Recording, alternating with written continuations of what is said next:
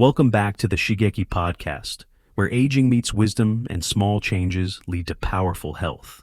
I'm Dr. Mark Hyman, and today we're going to talk about something that surprises almost every patient I work with, especially those dealing with diabetes. A few months ago, a woman named Margaret came to my office. She's 72, diagnosed with type 2 diabetes 3 years ago, and she looked at me with this mix of frustration and sadness and said, "Doctor, I've given up everything sweet. No cake, no fruit. And I haven't touched bread in 2 years, but my blood sugar's still high. What am I doing wrong?" And I told her something that made her jaw drop. Maybe what you need isn't to cut out bread. Maybe you just need the right kind of bread. Because here's the truth. Not all breads spike your blood sugar. Not all sweetness is dangerous. And some of the most delicious natural and common breads can actually support your blood sugar, not destroy it. What if I told you that eating certain kinds of bread, yes, even ones with sweetness, could help you fight diabetes? That's what we're diving into today. And of course, I'm not doing this alone. Joining me as always is the legendary Dr. Shigeaki Hinohara, neurologist, teacher, and still sharing his knowledge with the world, well into his 100s. He has helped generations of Japanese elders live longer, eat smarter, and enjoy their food without guilt or fear. Thank you, Dr. Hyman. And to our listeners, I know many of you have been told that bread is your enemy. But in my 70 years of caring for older adults, I have found this to be true. It's not the bread. It's how you choose it, how you chew it, how you combine it. There are breads sweet, soft, and comforting that can actually help your body stay balanced, even if you have diabetes. So today we'll reveal 5 incredibly sweet and common breads, yes, real breads, that support blood sugar and help seniors feel nourished, not punished. We'll talk about the science behind them, the cultural wisdom that shaped them, and how to eat them with joy, not fear. Because the truth is, you don't have to give up the foods you love to manage diabetes. You just need to know which ones truly love you back. And that, my friends, is the sweet part of growing wiser, not just older. Let's be honest, bread gets a bad rap, especially when we're talking about diabetes.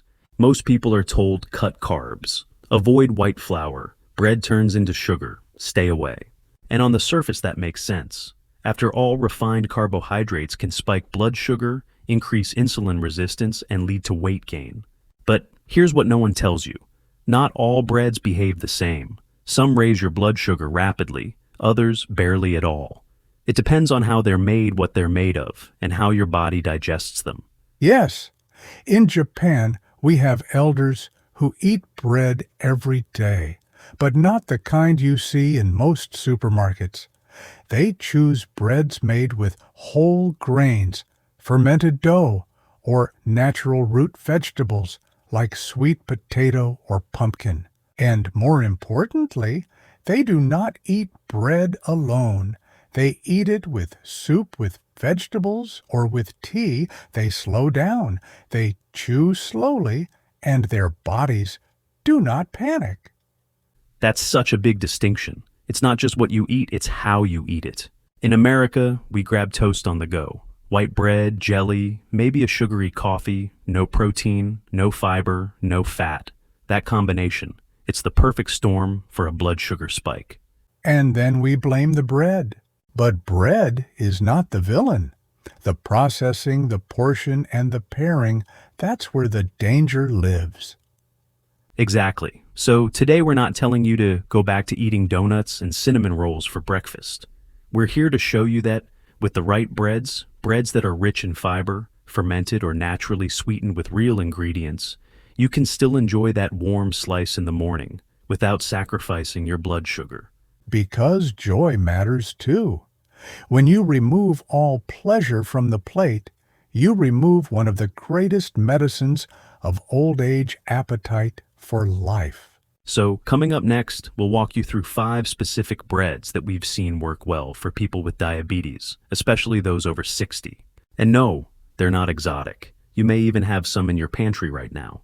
And perhaps after today you won't fear the bread anymore. You'll respect it and enjoy it wisely. Now let's get to the heart of today's episode, the breads themselves. Not the ones made with refined white flour and high fructose corn syrup. Not the ones that sit on shelves for weeks and raise your blood sugar in minutes. I'm talking about breads that have been part of traditional cultures for centuries. Breads that are dense, natural, gently sweet, and shockingly supportive of healthy blood sugar levels. The first is Ezekiel bread. It's made from sprouted grains and legumes, no flour, no sugar. Sprouting unlocks nutrients, increases fiber, and lowers the glycemic response. The result? A hearty bread with protein, fiber, and a beautiful chew that doesn't spike glucose. I usually tell patients to pair it with avocado or a poached egg, something that brings healthy fats and slows digestion even more. And it's so satisfying, one slice is enough. This bread reminds me of something we've done in Japan for centuries, fermenting and sprouting brown rice into a cake called mochi. When you sprout a grain, you bring it alive again. You take something dormant and give it energy. And when you eat food that is alive, your body feels more alive too. Older adults often lose connection to texture. Soft, fluffy bread may be easy, but it does not require chewing. Ezekiel bread brings back that necessary resistance, forcing the jaws, the nerves, the digestive system to engage. I always tell my patients, don't eat bread that disappears in your mouth. Eat bread that reminds you you're still strong. Next up is sourdough. Not the supermarket kind with artificial sourness, but real slow fermented sourdough. It's lower in gluten, higher in beneficial bacteria, and produces natural acids that slow down the breakdown of carbohydrates. That's why it doesn't spike blood sugar like regular white bread. In fact, the glycemic index of sourdough can be 20 to 30 points lower than standard bread. Plus, it's delicious and versatile. I've seen patients enjoy it again with some olive oil and smoked salmon, and their blood sugar barely moves. Fermentation is a gift. In Japan, we ferment almost everything, miso, natto, soy sauce. Because fermentation teaches patience. It softens food and strengthens digestion. When a bread is fermented, it's not just easier on the gut, it speaks more gently to the brain. We often forget this digestion is a nervous system event. If the gut feels safe, the brain feels safe. I encourage elders to eat sourdough with miso soup or green tea. The combination grounds the body, and more than that, it offers a message: you don't need speed, you need depth. Bread number 3 might surprise people, sweet potato bread. Yes, it's sweet. But that sweetness comes from natural fiber-rich starch, not added sugar. Sweet potatoes are rich in antioxidants, vitamin A, potassium, and resistant starch that feeds gut bacteria and slows down digestion. If you combine that with oats or almond flour, you get a loaf that feels indulgent but is metabolically kind. I often recommend a slice of homemade sweet potato bread with almond butter as a post-walk breakfast for seniors. It satisfies their craving for comfort and keeps their blood sugar stable for hours. We serve sweet potatoes in many forms in our elder clinics. One way is baked and sliced, another is blended into soft rice, and yes, even baked into bread. The sweetness tells the brain you are safe, but because it's paired with fiber and minerals, it doesn't overwhelm the body. It calms it. There's something very healing about sweetness from the earth. Not manufactured, not exaggerated, just present. I believe when elders are allowed to taste sweetness without guilt, something in them reawakens. That's not medical, that's human. Our 4th bread is rye bread, especially the dark, dense, whole grain kind. Rye has been shown to improve insulin sensitivity and contains a specific type of fiber called arabinoxalan, which slows sugar absorption and supports the microbiome. It also fills you up. One slice of real rye can keep someone satisfied for hours without the crash that comes from white toast or croissants. And it forces you to chew, to slow down, to engage with your meal. Yes, and chewing is not just mechanical, it's metabolic. When you chew slowly, you activate the parasympathetic nervous system. You calm the heart. You steady the breath. In our hospitals, we used to time how fast elders ate. Those who rushed had more digestive problems, more sugar swings, more inflammation. Rye bread doesn't allow rushing. It insists on rhythm. And that rhythm helps older bodies regulate themselves, not just through nutrition, but through pace. Eating becomes a kind of meditation. And last, we have banana oat bread, but not the kind filled with white flour and brown sugar. I'm talking about a homemade version made with mashed ripe banana, rolled oats, maybe a few flax seeds or walnuts. It's naturally sweet, full of soluble fiber, and incredibly satisfying. Bananas offer potassium, and resistant starch oats help maintain fullness, and there's no need for added sugar. It feels like dessert, but it's medicine. I've seen patients eat a slice mid-morning with a little Greek yogurt, and their energy and glucose stay balanced until lunch. In Japan, we use bananas rarely, but with great care. We consider them a morning fruit, something soft, grounding, and rich in life. When paired with oats, they become even more balancing.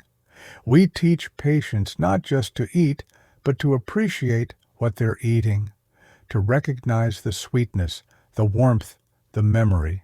For someone who's been told, you can't have this, you can't have that, banana oat bread becomes a small liberation, a way to say, you still get to enjoy life. And I believe joy, real balanced, slow joy, is one of the best forms of metabolic medicine.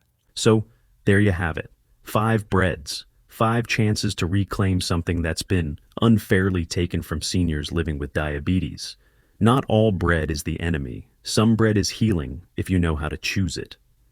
And when bread is eaten with attention, with grace, with the right pairings, it becomes more than food. It becomes a reason to wake up and sit at the table again. Coming up, we'll talk about how to eat these breads, what to pair them with, when to eat them, and how to make sure they nourish rather than harm. Because the bread is just one part of the ritual. The rest is how we live around it. And rituals, when practiced daily, become healing traditions. Let's teach those again. So now that we've shared the 5 types of bread that are naturally sweet, fiber-rich, and blood sugar friendly, the next question becomes, how do you eat them right? Because even healthy bread can become unhealthy when eaten the wrong way, too fast, too much, or too isolated. Let me start with one simple rule I give all my patients: never eat bread alone. Pair it with protein, pair it with healthy fat, pair it with fiber. These 3 companions turn bread from a sugar spike into a slow, steady fuel. For example, sourdough with avocado, Ezekiel toast with a poached egg, sweet potato bread with a small scoop of almond butter. These combinations keep the body calm, the brain sharp, and the insulin response smooth. And just as important as what you eat is how you eat it. I tell my older patients, sit down, take a breath, no phone, no television. Eat with intention, because digestion begins in the mind. Yes, and I would add, bread is not a snack, it is a ritual. In Japan, we never eat bread walking. We never eat it while angry. We sit, we give thanks. We chew slowly until the brain has time to understand what the stomach has received. When you eat too fast, even good bread behaves badly. The stomach rushes, the pancreas panics, and blood sugar climbs, not because of the bread, but because of the shock to the system. I teach elders to take 3 breaths before eating, to put the bread down between bites, and to close their eyes once to enjoy the flavor. That's beautiful. We talk a lot in the West about mindful eating, but what you're describing is deeper. It's respectful eating. Let's talk timing. I always recommend eating bread in the morning or at lunch. That's when insulin sensitivity is highest and your body can handle carbohydrates better.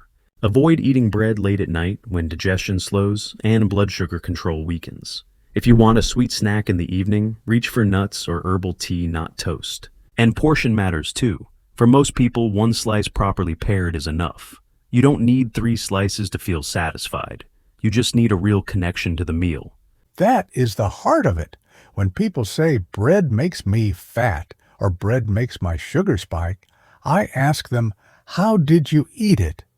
With what emotion? At what speed? With what companions? Bread, when eaten with tea vegetables and conversation, behaves very differently than bread eaten in the car during stress or while watching the news. So, to everyone listening, choose the right bread. Pair it with protein or healthy fat. Eat it slowly, sitting down. Avoid it late at night. And above all, don't eat in fear. Yes, eat in gratitude, eat in rhythm, eat in a way that tells your body this is not a battle, this is nourishment. And when you do, bread becomes not your enemy, but your ally. So let's step back for a moment. Today we've talked about 5 breads, real nourishing familiar. We've talked about fermentation and fiber sweetness from nature. And we've talked about how to eat in a way that supports your brain, your blood sugar, and your peace of mind. But really, this conversation is about something much bigger than bread. It's about reclaiming joy. Because when you're told, you can't eat this, you can't have that over and over again, especially after 60, life starts to feel smaller. And when food becomes fear eating, becomes a burden. But it doesn't have to be that way. No, it does not. I have lived over 100 years, and in that time, I've seen many diets come and go. Low fat, no fat, high protein, raw food, sugar-free everything. But the people who lived longest, who smiled the longest, were not the ones who feared food. They were the ones who respected it, enjoyed it, shared it. They understood that balance is not about perfection, it's about presence. They knew how to chew slowly, how to pair wisely, how to eat with both hands and both eyes and both ears, listening to the moment. So to every senior listening right now, you do not have to fear bread. You do not have to eat like a prisoner to be healthy. You can choose wisely, you can pair thoughtfully, and yes, you can smile again at breakfast. Because healing doesn't begin with restriction. It begins with respect and rhythm. And the next time someone tells you bread is bad, you can smile and say, not mine. Mine is whole. Mine is slow. Mine is healing. Thank you, Doctor, for your wisdom, as always. And thank you for reminding the world that growing older does not mean giving up the things we love. It means learning how to love them better. If this episode helped you rethink food, feel encouraged, or breathe a little easier, please subscribe to the Shigeaki podcast. Share it with someone who has given up bread or given up hope, and remind them there is still sweetness in life, and it can be good for you.